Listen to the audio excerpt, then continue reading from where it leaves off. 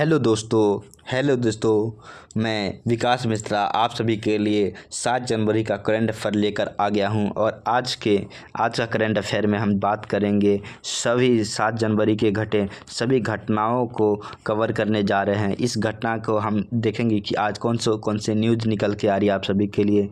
जो भी न्यूज़ आप सभी के 7 जनवरी का न्यूज़ निकल के आ रहा है, उन सभी न्यूज़ों को हम यहाँ पे कवर करने जा रहे हैं। तो आज जो भी घटनाएँ घटी है, मैं उस घटनाओं को शुरू करने जा रहा हूँ। तो आप हमें सपोर्ट कीजिएगा, लाइक कीजिएगा अगर आपको क्लास अच्छा लगता है। तो चलिए शुरू करते हैं आज का क्लास। आज की क्लास का पहली क्वेश्चन है, आप सभी का पहला न्यूज़ निकल के आ रहा है कि पाकिस्तान ज्वाइंट हो चुका है यूएस सिक्योरिटी काउंसिल में नॉन परमानेंट मेंबर के तौर पे ज्वाइंट हो चुका है। सिक्योरिटी काउंसिल की बात करता है। यूएन को तो जानते हैं, यूएन महासभा की को आप समझते ही होंगे, जिसकी स्थापना 24 तारीख 1945 को हुई थी। इसकी स्थापना की गई थी विश्व में वर्ल्ड वॉर न हो सके, वर्ल्ड शांति के लिए किया गया था, ताकि दोबारा कभी वर्ल्ड वॉर न किया जा सके। इसके लिए स्थापना की गई थी। उसी समय UN security council of India का भी स्थापना की गई थी। इस समय हम इसमें 10-15 मेंबर होते हैं, जिसमें से 10 नॉन परमानेंट मेंबर होते हैं और 5 परमानेंट मेंबर होते हैं। 5 परमानेंट मेंबर तो जो कि कभी हटाए नहीं जा सकते, और जो 10 नॉन परमानेंट मेंबर होते हैं, इसे हम बर्खास्त किया जा सकता है हर 2 साल में एक चेंज होते रहते हैं। तो अभी जो नॉन परमानेंट मेंबर बनी है वो बना है पाकिस्तान को अभी नॉन परमानेंट मेंबर बनाया गया है, समझे। अभी नॉन परमानेंट मेंबर बनाया गया है। तो और नॉन परमानेंट मेंबर ये लगा के जो पाकिस्तान होगा वो 8वीं बार बन चुका है non permanent member UN security council में बन चुका है। वहीं अगर बात करें तो अभी 5 देशों को बनाया गया है, यूएन के अस्थायी मेंबर बनाया गया है। तो उसमें से बात करते हैं तो ये जो सोमालिया को बनाया गया है, वो बनाया गया है कि अफ्रीकी देश से बनाया गया सोमालिया को। एशिया से बनाया गया पाकिस्तान को, डेनमार्क को बनाया गया है, ग्रीस को बनाया गया है, पनामा को बनाया गया है। इन 5 कंट्रियों को बनाया गया है, अभी अस्थायी सदस्य बनाया गया सुरक्षा परिषद में। इनका जो टेन्योर होगा वो 2 साल होगा। और यहाँ पे आप देख सकते हैं पाकिस्तान कब बना है। वहीं अगर भारत की बात करें तो भारत में भी इसमें 8 बार बन चुका है अस्थायी मेंबर, समझे। इसमें यह जो होता है, जो टेररिज्म फंड ही होता है, जो आतंकवाद को फंड देने का होता है, उस पर कंट्रोल करने का ये निर्णय लेती है। चाहे कई सारे सिक्योरिटी का जो विश्व में शांति बनाने के लिए एक्शन लिया करती है ये, समझे। तो आपकी जो अगली न्यूज़ निकल के आ रही है आप सभी के लिए कि ग्रामीण भारत महोत्सव 2025 को नरेंद्र मोदी ने यहाँ पे लॉन्च कर दिया गया है। ये जो लॉन्च किया गया है, ये रूरल डिपार्टमेंट के लिए, जो रूरल इंडिया ने लॉन्च किया है। इसमें जो किसान हैं, जो गांव में रहते हैं, उन लोगों के लिए समृद्धि के लिए लॉन्च किया गया है, उनको प्रोत्साहन देने के लिए लॉन्च किया गया है, ताकि वो भी अपना सही से बीट को उपजा सके। कई सारे जो भी फसल होते हैं, उन सभी फसलों को उपजा सके और उनमें उनको प्रॉफिट हो सके, और उनके प्रोत्साहन के लिए ये लॉन्च किया गया है, समझे। आप जो इसका आप बता दें तो इसका जो रखा गया है मैस्कॉट शुभांकर रखा गया है। इसका कह सकते हैं जैसे कि इसका जो भारत विकसित कब तक हो जाएगा, ये लक्ष्य रखा है जो इंडिया ने। तो वो लक्ष्य रखा है भारत विकसित होने का, 2047 तक भारत विकसित हो जाएगा। इसका लक्ष्य इंडिया ने रखा है कि भारत विकसित हो जाएगा, समझे।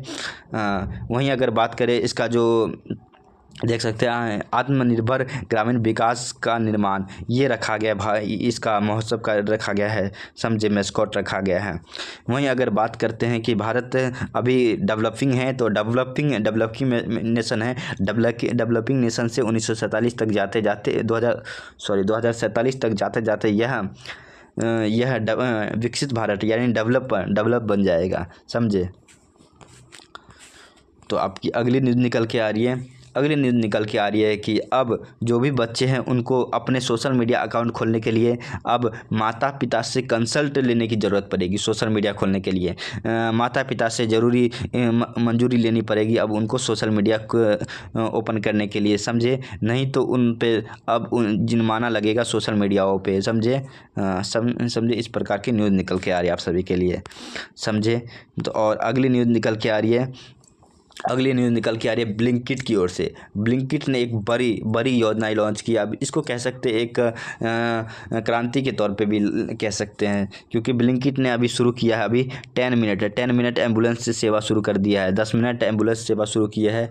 अभी भी छोटे छोटे जो भी स्टार्टअप हैं, वो स्टार्टअप अभी बहुत बहुत बड़ी अचीवमेंट की ओर आगे बढ़ रहे हैं इंडिया में, क्योंकि इन्हीं के द्वारा ही आजकल बहुत कुछ किया जा रहा है। जैसे कि फूड डिलीवरी 10 मिनट 5-15 मिनट में कर दी जाती है, उस तरह अब एम्बुलेंस भी डिलीवरी कर सकता है। जैसे कि अगर आपकी कोई बीमार हो गया है तो उसे एक स्थान से दूसरे स्थान तक ले जाने, मतलब उसके घर से लेकर उसके हॉस्पिटल तक ले जाने में बस 10 मिनट का समय लगेगा। 10 मिनट में उसे एम्बुलेंस घर तक वहाँ तक पहुँचा देगा, हॉस्पिटल तक पहुँचा देने का निर्णय ले लिया है।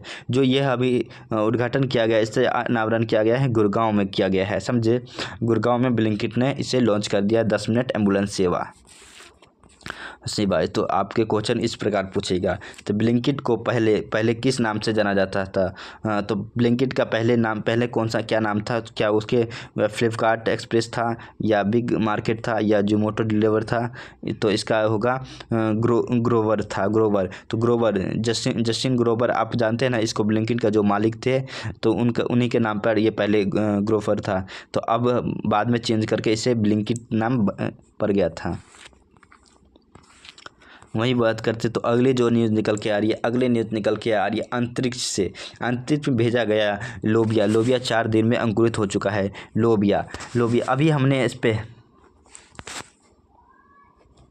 स्पेडेक्स मिशन अभी हमने लॉन्च किया था। उसको लॉन्च किससे किया था? PSLV C60 से लॉन्च किया था। PSLV C60 से लॉन्च किया था, 60 से लॉन्च किया था, जिसके तहत हमने स्पेसएक्स से नाविक को हमने लॉन्च किया था। नाविक को लॉन्च किया था, जिसमें हमने अपने जिस तरह US का GPS होता है, उसी तरह हमारा नाविक है। तो हमने मैपिंग के लिए लॉन्च किया था, अपना लोकेशन के लिए हमने नाविक लॉन्च किया था। उसी के साथ हमने लोबिया को भी भेजा था, अंतरिक्ष में लोबिया को भेजा था। लोबिया ने अभी 4 दिन तक हो गए, उसके बाद यह अंकुरित हो गया है वहाँ पे। अब वहाँ पे हम अनुमानित कर सकते हैं कि वहाँ पे अब जीवन भी, अंतरिक्ष में जीवन की भी खोज हो चुकी है। हाँ, यहाँ पे जीवन है, क्योंकि वहाँ पे लोबिया अब अंकुरित हो चुकी है, यानी अर्थात पता चल गया है कि वहाँ पे जीवन भी है, अस्तित्व में है। समझे, तो आपको क्वेश्चन इस प्रकार पूछेगा कि स्पेसएक्स मिशन भारत संगठन से संबंधित है। किस संगठन से संबंधित है आपको बताना है। क्या वो DRDO से है, इसरो से है, HAL से है, या BARC से है? तो इसका आंसर आप सभी का हो जाएगा इसरो से। इसरो ने ही स्पेसएक्स को अभी लॉन्च किया था। समझे, किससे किया था? C16 से किया था। PSLV C60 से लॉन्च किया था। समझे। फिर अगली न्यूज़ निकल के आ रही है आप सभी के लिए। अगली न्यूज़ निकल के आ रही है USA से अगली न्यूज़ निकल के आ रही है आप सभी के। USA में एक नए स्पीकर का हो गया है। नए स्पीकर को अपॉइंटमेंट मिल गई है। नए स्पीकर बने हैं, वो बने हैं माइक जॉनसन। इंडिया में आप जानते हैं 2 तरह के होते हैं संसद में 2 तरह के होते हैं। एक तो लोकसभा होता है, एक राज्यसभा होता है। यहाँ इंडिया में जो लोकसभा होता है वो वहाँ पे रिप्रेजेंटेटिव होते हैं, वहाँ पे रिप्रेजेंटेटिव कहते हैं, वहाँ पे लोकसभा को रिप्रेजेंटेटिव कहते हैं। और यहाँ राज्यसभा जो इंडिया में होता है वहाँ पे सीनेट कहते हैं। सीनेट कहते हैं। समझे, सीनेट कहते हैं। तो वहाँ पे जो अपॉइंटमेंट हुई थी, अभी स्पीकर की अपॉइंटमेंट हुई है जो माइक जॉनसन की, वो अपॉइंटमेंट हुआ है US के रिप्रेजेंटेटिव में हुआ है, जहाँ पे लोग चुनकर जाते हैं रिप्रेजेंटेटिव। वहाँ पे अभी माइक जॉनसन का अपॉइंटमेंट हुआ है स्पीकर के तौर पे। हाँ, स्पीकर जो कितनी बड़ी पोजीशन में, आपको अभी बताता हूँ कि कितनी बड़ी पोजीशन स्पीकर की होती है। स्पीकर की पोजीशन कितनी बड़ी होती है। जो स्पीकर की पोजीशन आप प्रेसिडेंट US में यूएस में जो प्रेसिडेंट के बाद जो भी होती है, उसके बाद वाइस प्रेसिडेंट की पोजीशन होता है, उसके बाद स्पीकर की होती है। आप समझ सकते हैं कि इसकी पावर कितनी होती है। तो यही 3 सबसे बड़े पावरफुल होते हैं, समझे। तो आप समझ सकते हैं कि ये अपॉइंटमेंट कितनी बड़ी अपने आप में ही है। तो यहाँ पे क्वेश्चन इस प्रकार आपके पूछेगा कि माइक जॉनसन किस देश के संसद के स्पीकर चुने गए हैं? क्या भारत के हैं, अमेरिका के हैं, ब्रिटेन के हैं या ऑस्ट्रेलिया के हैं? तो इसका आंसर आप सभी का हो जाएगा अमेरिका के हैं, समझे, माइक जॉनसन। फिर अगली न्यूज़ निकल के आ रही है आप सभी के खो खो से निकल के आ रही है। Kho kho world cup, kho kho world cup, kho kho world cup 2025 शुरू हो गया है। ये जो शुरू हुआ है वो आप सभी का न्यू दिल्ली में खो खो वर्ल्ड कप करवाया जाएगा। इसका जो है शुभांकर भी लॉन्च कर दिया गया है, ट्रॉफी का शुभांकर लॉन्च कर दिया गया है, समझे। तारा, जिसका तारा लॉन्च कर दिया गया है, शुभांकर लॉन्च कर दिया गया है, जिसका अभी अनावरण हो गया है। इसका जो वर्ल्ड कप चलेगा वो चलेगा 13 तारीख से लेकर 19 जनवरी 2025 तक ये फुटबॉल वर्ल्ड कप चलेगा, समझे। तो आप यहाँ देख सकते हैं जो शुभांकर लॉन्च किया गया वो लॉन्च किया गया तेजस और तारा शुभांकर लॉन्च कर दिया गया है। और इसका जो पहला मैच किया जाएगा इंदिरा गांधी स्टेडियम में करवाया जाएगा 13 तारीख से लेकर 19 तारीख तक। आपको ये इस खो खो वर्ल्ड कप चलेगा 13 तारीख से 19 तारीख तक, समझे, न्यू दिल्ली में। तो इसका क्वेश्चन आपको इस प्रकार पूछेगा कि खो खो विश्व कप 2025 का शुभांकर का नाम क्या है? क्या शक्ति और शौर्य है, अनमोल और अमन है, या जोश और जीत है? तो इसका आंसर आप सभी का हो जाएगा तेजस और तारा इसका शुभांकर रखा गया है खो खो वर्ल्ड कप का। फिर अगली न्यूज़ जो निकल के आ रही है आप सभी के लिए, वर्ल्ड ब्रेल डे घोषित किया गया है। 4 जनवरी को मनाया जाता है 2025, समझे। इसलिए ये होता है जिनके दृष्टिहीन स्टूडेंट मतलब बच्चों के लिए है, जो से मान लीजिए कि कई डॉटों द्वारा इनको पढ़ाया जाता है, समझे। तो वर्ल्ड ब्रेल डे इस दिन बनाते हैं 4 जनवरी को। अगर 5 जनवरी की बात करें तो इस दिन जो बनाते हैं, आपको कमेंट बॉक्स में जवाब देना है कि 5 जनवरी को कौन सा डे मनाते हैं, समझे, आपको बताना है। वहीं अगर बात करते हैं तो क्वेश्चन आपको इस प्रकार पूछेगा कि विश्व ब्रेल दिवस कब मनाते हैं? 2 जनवरी, 3 जनवरी, 4 जनवरी या 5 जनवरी? तो इसका आंसर हो जाएगा आप सभी के लिए 4 जनवरी को, समझे। वहीं अगर बात करते हैं फिर अगला न्यूज़ निकल के आ रही है कि गुरु गोविंद सिंह की जयंती 2025 में मनाई जा रही है। 2025 में गुरु गोविंद सिंह की जयंती मनाई जा रही है, गुरु पर्व के रूप में मनाई जाती है, समझे। गुरु गोविंद सिंह की जयंती मनाई जा रही है, जो कि ये 10वें गुरु, सिख धर्म के 10वें गुरु माने जाते हैं। अभी सिख धर्म के बारे में कुछ बात थी, जो कि इनका जन्म पटना में हुआ था, समझे। इनकी कुछ विशेष बातें बता देते। सिख धर्म का जो स्थापना की गई थी, गुरु नानक देव ने इसकी स्थापना की थी। उन्होंने इसलिए की थी, उस समय कई लोग थे कि इन इक्वलिटी के रूप में थे और जो आक्रमण हो रहा था, इन्होंने गुरु गोविंद सिंह ने थे ना, ये थे मुगलों से हिंदू और अनंत प्रांतों को बचाने के लिए इन्होंने हथियार को उठाया था। इन्होंने हिंदुओं की सुरक्षा के लिए अपने बलिदान दिए। सिख धर्म के कई सारे गुरु हुए जिन्होंने हिंदू धर्म की रक्षा के लिए अपने शीश तक कटवाने के लिए तत्पर थे, क्योंकि उन्होंने हमेशा कभी धर्म को नहीं छोड़ा, समझे। तो अब माने जाते हैं कि सबसे बड़े 10वें गुरु ये बचे। उसके बाद इसके बाद गुरु ग्रंथ साहब को ही 11वें अनंत तक गुरु ग्रंथ साहब को ही गुरु मान लिया गया। उसके बाद कोई भी गुरु नहीं बने, समझे। उसके बाद गुरु ग्रंथ साहब को ही गुरु मान लिया गया था, समझे। फिर आपकी क्वेश्चन इस प्रकार पूछेगा कि गुरु गोविंद सिंह जी का जन्म कौन से स्थान पे हुआ था? गुरु गोविंद सिंह का जन्म जो हुआ था वो हुआ था पटना साहिब में हुआ था, समझे। और तलवंडी में गुरु नानक देव का हुआ था, तलवंडी में गुरु नानक देव जी का, तलवंडी में जो सिख धर्म के संस्थापक थे, समझे। अमृतसर शहर की स्थापना किसने की थी? आपको रामदास जी ने की थी, समझे। मैं बता ही देता हूँ, रामदास ने की थी, रामदास जी ने की थी, गुरु जी ने की थी, समझे। फिर अगली जो न्यूज़ निकल के आ रही है वो निकल के आ रही है साइंटिस्ट डॉक्टर राजगोपाला चिदम्बरम का निधन हो गया है, जो कि थे 1974 के जो हमने परमाणु किया था। परमाणु सफल तो नहीं था, या कह सकते हैं सफल भी था, जो हमने किया था उस समय। ये डॉक्टर जो राजगोपालाचार्य थे, जिस समय इंदिरा